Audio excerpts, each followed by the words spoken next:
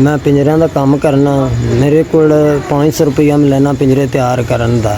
ਇਹ ਮੈਂ ਇੱਕ ਤਿਆਰ ਕਰਨਾ ਹੈਗਾ, ਮੈਂ ਸਵੇਰ ਦਾ ਲੱਗਾਗਾ, ਮੇਰੇ ਕੋਲ 500 ਵੀ ਨਹੀਂ, ਮੈਂ ਪਿੰਜਰਾ ਤਿਆਰ ਕਰ ਲਵਾਂ।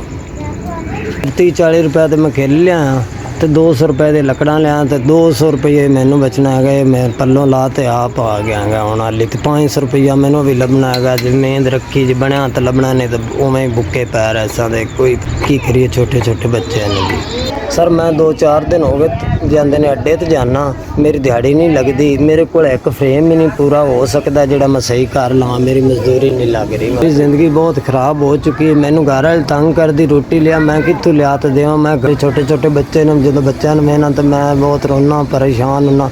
ਮੈਂ ਵਾਲਦਾ ਦੀ ਕਬਰ ਲਿਮਣਾ ਚਾਹਣਾ। ਮੇਰੇ ਕੋਲ ਇੰਨੇ ਪੈਸੇ ਨਹੀਂ ਵੀ ਮੈਂ ਇੱਥੋਂ ਆਪ ਜਾ ਤੇ ਉਹਨਾਂ ਦੀ ਕਬਰ ਸੰਭਾਲ ਲਵਾਂ। ਤੇ ਬਾਕੀ ਮੈਂ ਤਾਂ ਸਰ ਮੈਂ ਹਾਲੇ ਰੋਟੀ ਖਾਧੀ ਹੋਵੇ ਤੇ ਲਾ ਇਲਾਹਾ ਇल्लल्लाह ਮੁਹੰਮਦ ਰਸੂਲullah ਮੈਂ ਸੁਬਾਹ ਦਾ ਖਾਣਾ ਨਹੀਂ ਖਾਧਾ। ਮੈਂ ਸਰ 5000 ਹੈ ਤੁਹਾਡੇ ਇਦਾਰੇ ਦਾ ਸਰ ਬਹੁਤ ਸ਼ੁਕਰੀਆ, ਮਿਹਰਬਾਨੀ ਸਰ। ਇਹ ਤੁਹਾਡੀ ਬੜੀ ਨੇਕੀ ਹੈ, ਬਹੁਤ ਤੁਹਾਡੀ ਨੇਕੀ ਹੈ, ਬਹੁਤ ਬਹੁਤ ਮਿਹਰਬਾਨੀ ਤੁਹਾਡਾ, ਬਹੁਤ ਬਹੁਤ ਸ਼ੁਕਰੀਆ। ਤੁਸੀਂ ਸਾਡੀ ਸੁਣੀ ਹੈ।